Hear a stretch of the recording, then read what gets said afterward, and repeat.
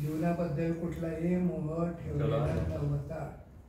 म्हणजे काय, बायकोचा नाही, मुलाचा नाही, प्रपंचाचा नाही, कुठलाच व्यवहार ठेवलेला नव्हता. कुठल्याच इच्छा आकांक्षा नव्हती.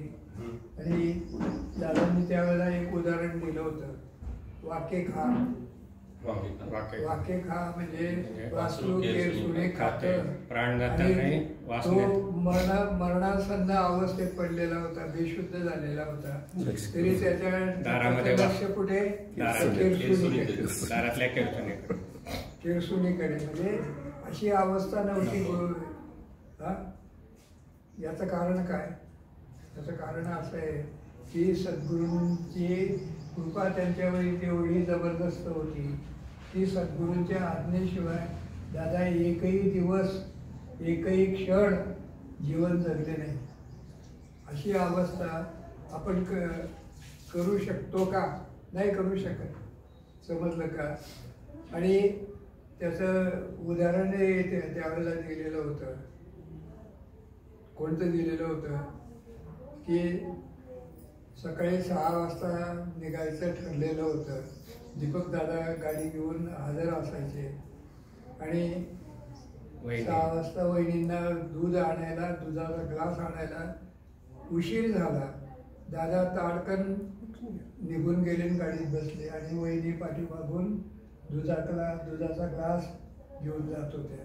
म्हणजे गुरु आज्ञेचे तंतोतंत वेळ जी ठरलेली असते, गुरूंनी जी वेळ दिलेली असते, ती जर तंतोतंत जीवनामध्ये आपण पाळली तर गुरु 100% आपल्या पाठीशी असणार. आणि त्यांनी कोणतं कार्य केलं बाबांनी किंवा दादांनी? कोणतं कार्य केलं? मानवता धर्माचं कार्य केलेलं आहे.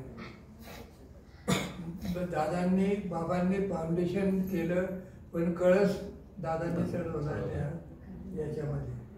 पुढे मुलाचा, बायकोचा, कशाचा मोह ठेवला नव्हता, पण जेवढे काम प्रामाणिकपणे करणे शक्य होते तेवढे केले. लखोपती माझ्या पायाशी लोटांगण घालत असताना. लखोपती म्हणजे सिने ऍक्टर जे होते सगळे, ते त्यांना दादांना सांगत होते की तुम्हाला काय पाहिजे ते सांगा, देतो. मुंबईमध्ये जागा देतो, स्टुडिओ देतो, सगळं देतो, तुमच्या चरणाशी समर्पण करतो. पण त्याचा मोह ठेवला नाही. म्हणजे कशाचा मोह ठेवला नाही? पैशाचा मोह ठेवला नाही, मोठेपणाचा मोह ठेवला नाही. लोकांनी मोठं म्हणावं म्हणून कार्य केलं नाही दादांनी. गुरूंच्या आज्ञेने जे जीवन जगतात आणि त्यावेळेला हा जो व्यवहार आहे, परवालाच 17 तारखेला कल्पे बंद करा झाला. 17 तारखेला मला आम्ही एका हे केला होता, 61 साजरी केली होती. 61 ती डॉक्टर चौधरीची वाणी होते.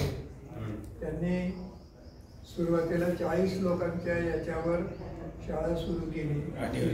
आदिवासी मुलांची, आदिवासी प्युअरली आदिवासी शाळा सुरू केली. त्या शाळेच्या पहिल्या याला मी गेलो होतो. 40 लोकांची शाळा आणि ते आंब्याचं झाड आहे, झाड आहे, ते सगळं तिथं बघितलं होतं. आणि त्या ठिकाणी तुम्ही खुर्ची घ्या. नाही थंड आहे, खुर्चीवर बसू. खुर्ची आहेत ना, वाटेल तेवढ्या खुर्ची आहेत.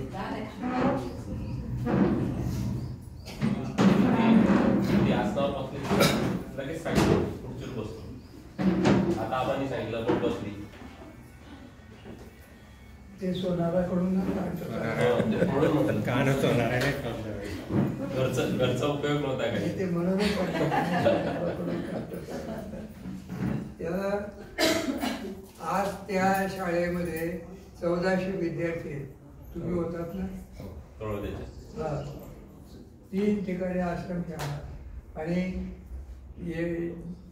जांभी पाणीची जी शाळा होती तिथं 25 ते 30 लाख रुपये खर्च करून शाळा बांधलेली आहे. आणि त्या शाळेला शेवटी गावाच्या लोकांनी विरोध केला तर ती शाळा त्यांनी स्वतःच्या जागेमध्ये तळल्यापासून राणी काय गावाचं नाव आहे कोठार. तिथं कोठार नाही, राणी काहीतरी नाव आहे. 4 एकर शेती आहे, त्याच्यात अर्धा एकरची शाळा वगैरे ग्राउंड वगैरे असं केलं आणि बाकीचे आंब्याची झाडं लावलेली आहेत. तर त्या ठिकाणी नेलं. हे जेव्हा त्यांनी सांगितलं 30 लाखावर पाणी सोडून दिलं आणि गावच्या लोकांना काय म्हणजे त्याने जीवनामध्ये फक्त आदिवासी जे आहेत काय त्यांना अन्न वस्त्र निवारा या 3 मूलभूत माणसाच्या ज्या गरजा आहेत त्या सुद्धा परिपूर्णपणे त्यांच्या जीवनामध्ये नाही. समजलं का? अशी परिस्थिती आहे. आता त्या नसल्यामुळे त्यांचं काय जीवन काय अन्न घरात असलं तेवढं संपून जातं. मग दारू पिणे आणि पडून राहणे याच्या पलीकडे काही त्याचं घर पाहिली तर कष्टरी याची झोपड्यांची वगैरे असे साधारण घरं असते. ज्याची परिस्थिती बरी असेल, शेतीवाडी करत असेल, व्यसनात जिंकत असेल, त्याप्रमाणे तो जगतो जीवन. पण बाकीचे अतिशय गरीब इथं वर वर बसा सगळे जे ते सगळे बसतील मागे, काळजी करू नका. पुढे आणि त्या विद्यार्थ्यांना पहिला भिंतीकडे एका रांगेत झोपायचे आणि उशीच्या बाजूला जी ट्रंक होती त्याच्यात त्याचा पूर्ण आयुष्य संसार, अभ्यास, बदलायचे कपडे, प्रत्येकाच्या डोक्याला पत्र्याची छोटी पेटी देऊन दिली होती. ते म्हणजे एवढा त्यांचा संसार. इतकं कठीण होतं त्याचं जीवन जगताना. ते त्याचं जीवन पाहिल्यानंतर ज्यावेळेला आपल्याला स्वतःला कळवळा येतो त्यावेळेला समजतं की यांचं जीवन काय आहे म्हणून. समजलं का? तेव्हा हा विचार करा. आणि आम्ही शांतीवनला गेलो होतो तेव्हा तीच अवस्था होती. तसंच होतं ना. पहिल्यांदा गेलो त्यावेळेला शांतीवनला पाणी आंघोळ करायला पाणी नव्हतं मुलांना. टँकर यायचे 15 टँकर यायचे आणि 15 टँकर मधून मुलींना फक्त बाथरूम मध्ये आंघोळ करायची बंदिस्त याच्यात आहे आणि पोरांना एकेका झाडाखाली आंघोळ करायला लावायची. सांडपाणी पण तिकडे सगळं म्हणजे झाडं जगवली पाहिजे होती. आणि ते शांतीवनमध्ये त्यांनी शेततळ सुरू केलेलं होतं. तर त्या शेततळ्याला ते नागभोजेंना आणि यांना बोलवलं त्यांच्या पत्नीला आणि 51,000 रुपयाची देणगी ती तुमच्या त्या केंद्रामध्ये जुन्या केंद्रात दिली होती. आणि 51,000 रुपयाची देणगी दिली आणि शेततळ तयार झालं आणि ते आम्हाला सोडलं त्यांनी. आणि इतका धो पाऊस झाला की 3 वर्ष चढणार टँकरला. परिस्थिती आहे की ते पूर्ण गावाला पाणी पुरवतात. त्यांच्या गावाला पाणी पुरवतात ते. अशी परिस्थिती. आणि झाडं तर इतके छान झाले की म्हणजे एखाद्या रिसॉर्ट मध्ये कसं वातावरण असतं तसं रिसॉर्ट वातावरण झालं. आज जाऊन बघा ते बघण्यासारखं. मी तर म्हणतो तीर्थक्षेत्र म्हणावं लागेल ते. आणि नागरभोजी आणि कावेरी नागरभोजी दोन्ही नवरा बायको बाबा आमटेंकडे गेले होते. बाबा आमटेने सांगितलं तुमच्याच बागामध्ये भरपूर काम आहे. 2 वर्ष बाबा आमटेंच्या याच्यात राहिले. त्या बाईने नर्स म्हणून काम केलं आणि यांनी बाबा आमटे सांगतील त्या काम केलं आणि त्याप्रमाणे परत आले आणि इथं कार्य सुरू केलं. तर ते ज्यावेळेला या आदिवासी लोकांच्या कार्याच्या संदर्भामध्ये प्राईम मिनिस्टरने आणि मुख्यमंत्र्यांनी इथं हे घेतलेलं होतं, शिबिर घेतलं होतं. त्या माणसाला 5 मिनिटं प्राईम मिनिस्टरशी बोलायचा संधी मिळाली की काय पाहिजे. म्हणजे मनुष्य कर्तव्य करत असताना तुम्ही प्रामाणिकपणे जर कर्तव्य केलं, पैशाचा कुठलाही लोभ न ठेवताना कार्य केलं तर ते कार्य तुमचं जीवनामध्ये यशस्वी होतं.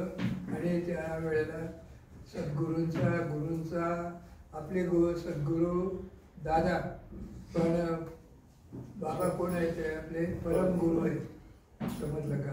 तर त्यामुळे आपल्याला जीवनामध्ये कार्य करायचं असेल तर प्रामाणिकपणा हा ठेवलाच गेला पाहिजे. परवाला त्यांचा सत्कार केला, त्यांनी 11,000 रुपयाचं पाकिट मला दिलं. म्हटलं हे कशासाठी? म्हणे तुम्हाला. म्हटलं तेवढी ऐपत दिली बाबांच्या आशीर्वादाने, ते 11,000 रुपये मी कॉर्पोरेशनमध्ये जमा केले, मोठी सही घेतली. नाही तर मोह, हे बघा, मोह आवरता आला पाहिजे, तेवढा मनावर कंट्रोल ठेवला पाहिजे. आणि 150 रुपयाचे एकाने घरी बोलवलं होतं, त्यांच्याकडे गेलो होतो एका गुरुबंधू भगिनींकडे. तर ते त्यांच्याकडे शिंदेचा जावाई, तर मी ऑप्शन केलं. मग त्यांनी शाल दिली, मी 100 रुपये तिथे टाकले आणि 250 रुपये शालची किंमत होती, ते मी 250 रुपये केंद्रात जमा केले. तुम्ही एक लक्षात ठेवा, जितकं गुरूंशी प्रामाणिक राहाल तितकं गुरु तुमच्याशी समरस होतात. आपल्याला वाटत नाही की तुम्ही ज्यावेळेला प्रामाणिकपणे गुरूंशी, गुरु तुमचे समरस झाले की तुम्हाला जीवनामध्ये गुरूंची कृपेचा काय आनंद असतो तो मिळायला कोण जगवतं? आज माझं 85 वर्ष, 85.5 चालू आहे, पण आज जगवतं कोण? ते जगवत आहे, दादा आणि बाबा जगवत आहे, समजलं का? तेव्हा वाचा पुढे. लखोपती माझ्या पायाशी लोटांकण घालीत असताना आज मी एका दिवसात लक्षाधीश झालो असतो व माझ्याजवळ 2 मर्सिडीज गाड्या असत्या, परंतु मी कोणापुढेही झुकलो नाही व फिल्म इंडस्ट्रीतल्याही इंडस्ट्रीतल्याही कोणापुढे झुकलो नाही. माझ्या गुरूंचे एक मिनिट यांनी दादांना अजमेर शरीफ बाबांची आज्ञा झाली. याला गुलबर्ग्याला याला गेले असताना अजमेरला, तर त्यावेळेला तिथले हे जे होते नवाब घ्यायला आलेले होते, त्यांना वाटलं गुरु येत आहेत, गुरु येत आहेत, तर कसे असतील गुरु? पांढरे कपडे, आपले याचे भगवे कपडे, गाडी वाढलेली, पण आपले गुरु कसे होते? तुमच्याकडे तो फोटो आहे इंग्लंडला जाताना,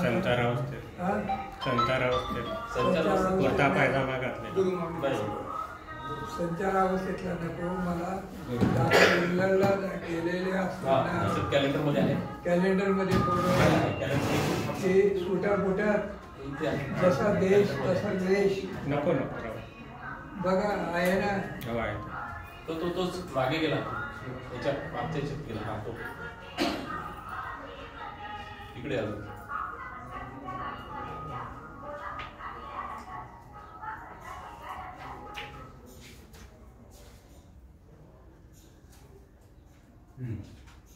बघा इंग्लंडला जातात, इकडे इकडे इकडे करा.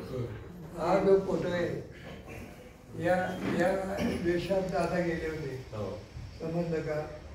आणि जाताना बाबांचे फोटो घेऊन गेले होते, बाबांचे फोटो घेऊन गेलेले होते उन्हाळ्यांकडे जातात.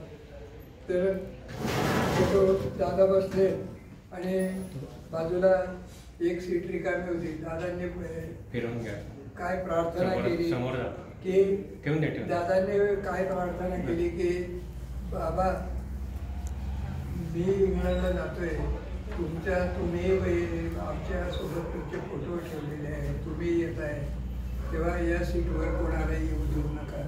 म्हणजे मुंबईहून निघाल्यापासून तर थेट लंडनच्या केंद्रावर उतरेपर्यंत कोणी तिथं आलं नाही, कोणा बुकिंगच नाही झालं ना. म्हणजे या ज्या गोष्टी गुरूंच्या, गुरु काय करतील, काय होईल ते अनुभवायचं. गुरुमार्ग हा मनासारखं न होणे म्हणजे गुरुमार्ग, समजलं का? आणि मनासारखं होत नाही, मग आपण काय होतो, मनासारखं झालं नाही, कोणीचं लग्न जमत नाही, काय होतं? मग 11 आठवड्याची सेवा दिली, पुन्हा 11 आठवड्याची दिली, तरी बी होत नाही. पण तुमचं लक्ष कुठे असतं? प्रश्नाकडे. आणि तुम्हाला दिलेलं जे प्रसाद आहे तो प्रसादाकडे तुमचं लक्ष नसतं. तुमचं लक्ष प्रश्नाकडे असतं. आणि त्यामुळे 2-2 वेळेला तुम्हाला लग्नाची सेवा देऊन सुद्धा मुलीचं लग्न जमत नाही. मग भविष्याकडे या ज्योतिषाकडे जा, ब्राह्मणाकडे जा, त्यांच्याकडे जा, त्यांच्याकडे जा. मग त्याच्यामध्ये आपणच अडथळे आणतो. कारण तुमची निष्ठा, श्रद्धा गुरूंवर नाही. पण ज्यांची आहे त्यांचं कर्म इतकं प्रखर असतं तरी सुद्धा 4थ्या, 5व्या, 6व्या, 7व्या आठवड्यातच त्या मुलीचं लग्न जमतं. का? कारण ती मनापासून करते किंवा तिचे आईवडील मनापासून करतात. अशी परिस्थिती आहे, हे लक्षात ठेवा. चला पुढे.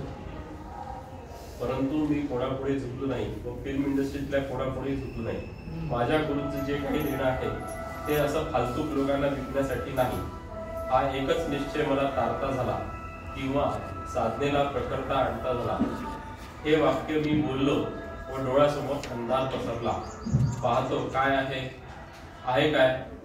या हृदयामध्ये डाव्या बाजूला ओम नमः शिवाय असे ऐकतो आहे व इकडे उजव्या बाजूला ओम. आणि असे डोळ्यासमोर एक ज्योत तेवती आहे म्हणजे प्राण. तर इकडे ऐकतो आहे आत्म्याची ज्योत.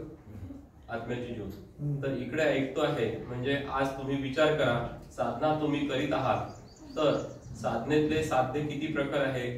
हृदयात ओम नमः शिवाय उच्चार चाललेला आहे व आपला प्राण ज्योतीसारखा दिसतो आहे. पण अशी ही जी अवस्था आहे ती गुरु मार्गामध्ये का करावी लागते? कारण पृथ्वीची ग्रॅव्हिटी जी आहे तर तुम्हा भक्तांच्या कल्याणासाठी या अवस्थेपर्यंत आणून या ओंकारातील प्रणवातील एक प्रखर शक्ती धारण केली आहे. ती आहे कोणाच्या भोवतीने? माझ्या भोवतीने. तर आपण आपला प्राण जो आहे हा फोर्स ऑफ ग्रॅव्हिटीच्या पलीकडे एथरिक व कॉस्मिक मध्ये नेल्याशिवाय ती शक्ती तुम्हा भक्तांच्या ठाई धारण होऊ शकत नाही. म्हणून तर तो प्राण जो आहे तो कॉस्मिक मध्ये नेऊन ठेवला होता. आता प्राण देहापासून लांब कॉस्मिक मध्ये गेला आहे म्हटल्यावर त्या शक्तीला माझ्यापासून विभक्त होणं भागच आहे का नाही? ती शक्ती तुम्हाला अनुभूती देण्यासाठी 32 शिराळ्याला उपस्थित झाली आणि मग ती प्राणज्योत जी आहे ती पुढच्या कार्यार्थ कार्यान्वित झाली. त्या दिवशी 32 शिराळ्याला ठराविक लोकांना बोलवलं होतं, समजलं का? आणि आम्ही 25 लोकांची यादी पाठवली. त्याच्यात ज्यांचं नावावर टीक होती दादाजी करून पाठवली तेवढ्यांनाच यायला सांगितलेलं होतं. आणि तेवढेच लोक पहाटे 3:30 वाजता उठून आम्ही रांगोळी करून बसने 32 शिराळ्याला गेलो. 32 शिराळ्याला गेल्यानंतर आम्ही ज्या वेळेला तिथं खाली तो ओढा वाहतो आणि वडाची झाडं आहेत आणि तिथं आम्ही पट्ट्या टाकून बसलो आणि आसने घेऊन बसलो. ओंकार सुरू केला तर त्यावेळेला आम्हाला ओंकार जो आहे दादांचा ओंकार ऐकू येत होता आतून गाभाऱ्यातून. आणि त्यावेळेला आमची ओंकार साधना संपली आणि दादा तर कृष्णा हॉस्पिटलमध्ये ॲडमिट झालेले होते. आणि आमची ओंकार साधना संपल्याबरोबर हजारोंनी पोपट असे उडाले ट्या ट्या ट्या ट्या करत. पोपट हा एकच पक्षी आहे जो माणसासारखा वाढू शकतो. म्हणून त्यांचा आवाज ऐकू आला पोपटांचा आणि ते उडून निघून गेले. पण आश्चर्य असं की दादा तर कृष्णा हॉस्पिटलमध्ये पण गाभाऱ्यातून त्यांचा ओंकाराचा ध्वनी आम्ही ऐकत होतो. चला. ती शक्ती तुम्हाला अनुभूती देण्यासाठी 32 शिराळ्याला उपस्थित झाली आणि मग मी ती प्राणज्योत जी आहे ती पुढच्या कार्यार्थ कार्यान्वित झाली. म्हणून आजपासून पुढे मी काय सांगतो ते नीट ऐका. काय? हे 8वे संमेलन म्हणजे आतापर्यंत सांगितलेले हे आठवायचे. यापुढे तर हे गुरुमार्गामध्ये मधले परमोच्च व असाध्य असे साधन आहे. प्रत्येक अवतारी पुरुषाचे कार्य म्हणजे अवतार कार्य हे दिवंगत झाल्यानंतर उदित झाले आहे. परंतु मी माझा प्राण गुरुकृपेने जवळ ठेवून प्राप्त झालेली अवस्था जी आहे ती आज तुम्हा संबंध भक्तगणांना देता झालो आहे. आज माझ्यापाशी आता काय आहे, फक्त जे काही तुम्ही माझ्या माध्यमातून प्राप्त केले अशी ती माझी या जन्माची ठेव म्हणून आहे. त्याची भवितव्यामध्ये आता आठवण ठेवून तुम्हाला आपले जीवन जगायचे आहे किंवा व्यतीत करायचे आहे. एवढा हा आजच्या विषयाचा समारोप म्हणजेच या 8व्या संमेलनाचा समारोप आहे. एवढा हा विषय म्हणजे काय घटना कराडला घडली ते आता तुम्हाला सांगितले. दादांना पहिला ओंकार कोणी दिला होता? भैरवनाथांनी दिला होता. याला साताऱ्याजवळच पण तो ओंकाराची व्याप्ती जी होती ती फक्त ही लोकापुरतीच होती आणि त्याच्या पुढची दादांना सप्तलोकाच्या पलीकडे आपल्याकडील विभूती काय सप्तलोकाच्या पलीकडून मार्गदर्शनात येतात. ती शक्ती दादांचा आणि त्यांचा वास सप्तलोकाच्या पलीकडे समजलं का? आणि ते त्यांचा वास असल्यामुळे आपल्याला त्यांनी काय केलं, ते इथपर्यंत नेऊन ठेवलेलं आहे.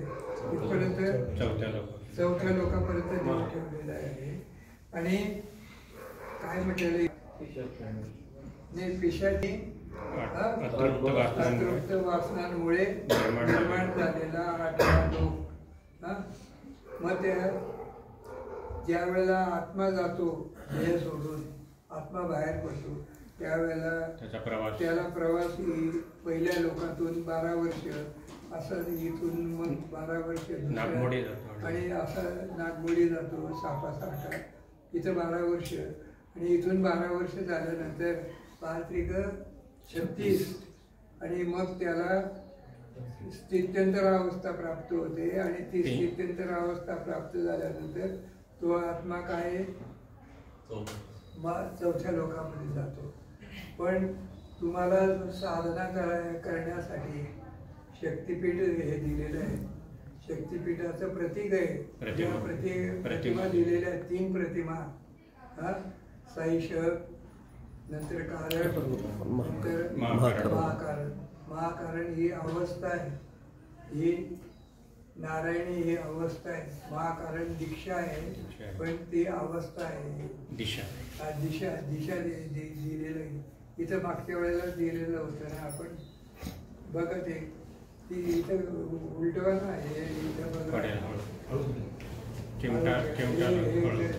हे दिलं ना. हे बघा उपासना दीक्षा, अनुग्रह दीक्षा, नामस्मरण दीक्षा, गुरु दीक्षा आणि मग कारण दीक्षा. म्हणजे तुम्हाला देताना थोडं थोडं दिलं, 5 भाग करून दिलं, नाही तर तुम्हाला सगळं एकदम जर दिलं असतं काय झालं असतं, तुम्हाला पचनी पडलं नसतं. आणि तो ओंकार 12 अंगे सिद्ध केला. ज्या वेळेला स्वामींनी म्हणजे दत्तप्रभूंनी नरसोबाच्या वाडीला ओंकार दाखवला त्यावेळेला दादांच्या डोळ्यातून सुद्धा पाणी आलं होतं. म्हणजे दादांचे डोळे पण दिसले होते. त्या वेळेला मग देताना असं उपासना दीक्षा दिली. उपासन आपल्याला असं सिद्ध करून दिलेलं आहे म्हणून आपण साधना करू शकतो. समजलं का? असंच जर पाहिलं तर ते कसं आहे, आहेत पुढच्या नाही तर त्याप्रमाणे तुम्ही